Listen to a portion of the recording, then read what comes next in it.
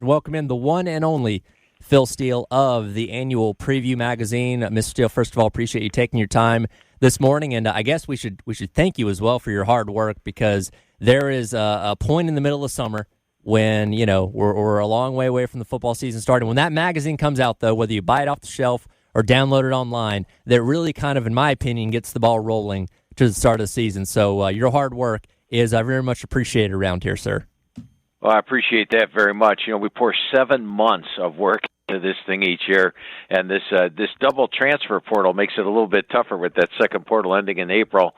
Try to cram all my coaches' calls in the month of May, but I appreciate comments like that. Appreciate you getting the magazine as well. Yeah, absolutely, and we'll just kind of jump right in here. South Carolina, of course, being the team that we cover here locally, and one that, when you talk about a magazine like yourself that has to detail all that goes in and all that comes out of a team year to year, you want to talk about a lot of turnover, losing so much talent to the NFL, but returning superstars like Lenor Sellers as well as Dylan Stewart.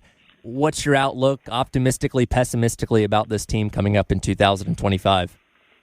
Well, optimistically, I would put South Carolina as a playoff contender once again. In fact, I thought at the end of the season last year, after they beat Clemson, that they probably deserved to be in the playoffs. And last year I had South Carolina picked higher than most, so I was very happy with the outcome of the season. Superman Lenor Sellers is back at quarterback. That's a big plus. I think the receiving corps is going to be upgraded. This probably is going to be the year Nick Harbor finally emerges as a big-time threat. The offensive line has got 4 starters, or has got the experience level back. So I think offensively they're in good shape. So if you're looking for the top for South Carolina, I think if they go into Missouri and get the win, which they probably will, they get Oklahoma at home, Clemson at home. You look at the games that they'd be an underdog in this year: at LSU, home against Alabama, at Ole Miss, and at Texas A&M. But as they proved last year, those games are winnable. So I think, optimistically, you'd put South Carolina clearly in the playoff mix and one of the better teams in the SEC. Now, if you want to look at them pessimistically, I am a little concerned with the defensive front seven. Dylan Stewart's back, but there's a lot of guys gone. I mean, they lose Kyle Kennard, who was the first-team All-American. They lose Tonka Hemingway, T.J. Sanders. And last year's defensive line was absolutely dominant. In fact, I'm on the Joe Moore Award Committee, and during one of our conference calls, they were breaking down one of the offensive lines. They said, they struggled against South Carolina. And one of the guys popped up and said, everybody struggles against South Carolina's defensive front seven. I worry that if they're going to be as dominant this year in the defensive front seven as they were last year, and then you factor in the schedule. As mentioned, they have to play at Missouri, at LSU, at Ole Miss, at Texas A&M, hosting Clemson, Alabama, and Oklahoma, and then, of course, playing Virginia Tech in the opener. It's the 4th toughest schedule in the country. So pessimistically, I think they move back to the middle of the pack in the SEC. So there's 2 ways to look at South Carolina this year, but let's keep Lenor Sellers healthy. If he is, I think he's one of the best quarterbacks in the country. Yeah, let's keep it right there if you can, Phil. I think the beauty of what you do in your magazine is it gives us context and that we maybe don't get when we're in our local bubble here. Obviously, Lenor is starting to be talked about as one of the best QBs in the country. Where do you kind of see him in terms of tiers? Like, where does he stand? Who are the other guys that you feel like are maybe along the same lines as Lenor when you start looking in the SEC and then nationally as well? We have to put him right at the top tier, clearly. And, in fact, I think he's a Heisman contender. I list him in the magazine as one of the top Heisman contenders this year, and all you have to do is go back and watch that Clemson game. I mean, he basically won the game by himself, and that's where he, like Superman. And here's a guy that's hitting 66% of his passes, dangerous runner, can win the games, a solid leader. And, last year, had he not got injured against LSU, they would have won that game, and probably should have won that game anyway, that questionable penalty, but I won't bring that up again. But when you look at Lenor Sellers, he's clearly one of the top quarterbacks in the country. The other ones in his same realm would be guys like Garrett Nussmeier of LSU, Cade Klubnik of Clemson, DJ Lagway of Florida, Drew Eller of Penn State. Those would be the other quarterbacks that would be in Lenor Sellers' realm right now, but clearly the top level. Phil, Chris here. Thanks again for taking time. So staying with the Sellers theme here, another question on him. asking you to kind of draw on your encyclopedic knowledge of covering the sport for so long and so much depth here, but can you think of other instances, some instances in the past where maybe a team had an elite quarterback like Sellers and maybe had some questions similar to the ones that you have about South Carolina, but still went on to have tremendous success because of who they had at quarterback with a true difference maker like Sellers? Yeah, I think when you go back and look, even like Cam Newton at Auburn, when he was there was question marks about that team in different areas, and then Newton took them to different levels. So that possibility is there. And defensively, my question marks in the defensive front seven is who's going to emerge to help out Dylan Stewart. But having a guy like Dylan Stewart in the defensive front seven is a big plus as it is. So that would probably be the one that comes to mind. Phil Steele joining us here on the AAA Heating and Air phone lines on the Gamecock Central Takeover Hour, presented by Firehouse Subs. Let's talk about Shane Beamer now, heading into year number 5 as a head coach, and you kind of alluded to it at the start of the interview here, where so much changes every single offseason with portals and guys going to the draft and all that kind of stuff, but there are certain schools, the Georgias, the Ohio States, Texas, that kind of get that benefit of the doubt, right? No matter who they lose, no matter what talent's gone out in the portal or the draft, they're always going to be assumed to be really, really good as we think about those teams once again going into this year. I don't think Coach Beamer in South Carolina have earned that benefit of the doubt yet, but if Beamer can have a season just as good, if not better than a year ago, given all the talent they lost, do you think they'll start to kind of earn that benefit of the doubt in years going forward that, hey, we just assume Carolina's always going to be a good team?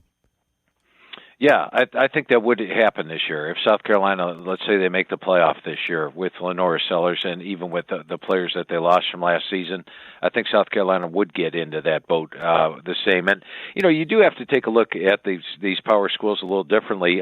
Example, let's take a look at Ohio State and Michigan, the last two defending national champs. Michigan lost a ton of talent to the NFL, and last year at one point was 6-5 and a 3-touchdown underdog to Ohio State. Had they lost that game, they would have been headed to a losing season. Meanwhile, Ohio State this year lost 14 players in the NFL draft, but they're still picked up there in the top 5 of the polls. I don't think Michigan was even in the preseason top 10 last year after winning the national title because of what they lost. So depending on what you lose, what you have coming back, it's looked at differently. But yes, I think if Beamer this year, and by the way, he's almost every year this guy exceeds expectations. So you got to love that. I love the job he's doing with this team. And if he does get this team to the playoffs, I think that would happen. Phil, can you talk to us a little bit about the opener here, Virginia Tech, South Carolina, in the context of kind of the matchup with South Carolina? What can you maybe tell us about VT and kind of the things that stand out about this team to you? Yeah, when you look at Virginia Tech, they've got themselves a pretty good quarterback that's mobile as well, and Kyron Drones. He's very strong, very athletic, can make all the throws and really run.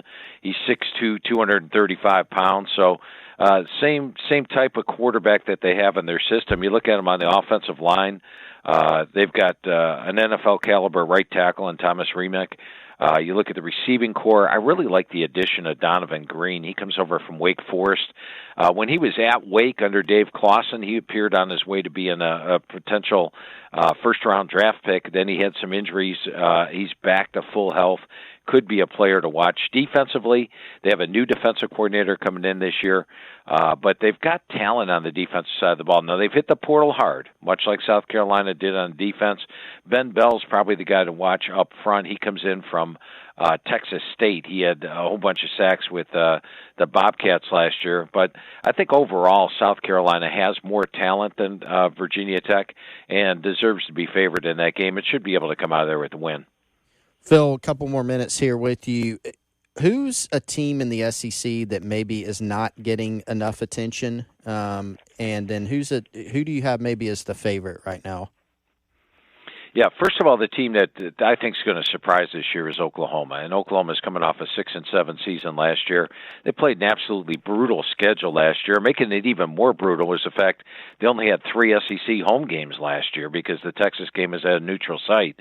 Now, there's nothing wrong with their defense. They held opponents to 87 yards per game below their season average, which was 6th best in the country. They got 8 starters back, my number 1 rated defensive line.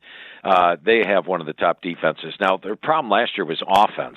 They had 0 returning starters on the offensive line, and they also had their top 5 receivers out due to injury. I'm going to bring up Clemson for a minute. Clemson with Cade Klubnik 2 years ago had their top receivers out with injury, and he only had 19 touchdowns and 9 interceptions on the year. Last year, he got those injured wide receivers back. They added some guys in. All of a sudden, 36 touchdowns, 6 interceptions. It's amazing what a wide receiver core will do for you. And Oklahoma is vastly upgraded in that unit. They go from a weakness to a strength. They've got a guy like Deion Burks coming back, who missed most of last year with injury, an NFL-caliber dude. The offensive line is now a veteran unit. They added Jaden Ott at running back from Cal. He was the top running back in the Pac-12 2 years ago, banged up last year, sort of a shell of himself. He's back to 100%. And then they bring in John Matera, quarterback from Washington State, a dangerous runner and passer. I think they've got the offense to go with the defense. And now they only have 3 true SEC road games this year. They get a lot more home games. And I think when you look at Oklahoma, I think they've got a shot at getting to the playoff. Now, I feel Texas is probably the top team talent-wise in the SEC, but I went with Georgia winning the regular season for this reason: schedule. Remember last year, Georgia came in preseason number 1, but they had to play their 3 toughest opponents: Alabama, Ole Miss, and Texas, all on the road, and they ended up losing 2 of those games. Well, this year, Georgia's toughest 3 opponents are the same 3: Alabama, Mississippi, and Texas, but they get all 3 of those teams at home this year. They haven't lost between the hedges in the last 5 years. Last time they lost was 2019. So I think the schedule, they bring back enough talent. They've done a great job recruiting, and there's not the big names that they had when they were winning national titles 2 and 3 years ago, but this is a Georgia team that I think the schedule lays out perfectly for them to win to go perhaps undefeated this season in the regular season. Phil, last one for you here. Got about 6 seconds before we have to hit a break. What team could follow that mold of an Indiana or an Arizona State or an SMU that could really shock people this year and make the playoff? Yeah, I think Oklahoma's probably that team coming off the 6 and 7 year. Others in the mix. Maybe watch Texas A&M. Remember, they were within 1 game of making the SEC championship game last year. And when I talked to Coach Elko going over the squad last year, he said, "Hey, Phil, our offensive line, we're middle of the road SEC. This year," he said, "we're at the top of the SEC. In fact, we're a Joe Moore Award contender.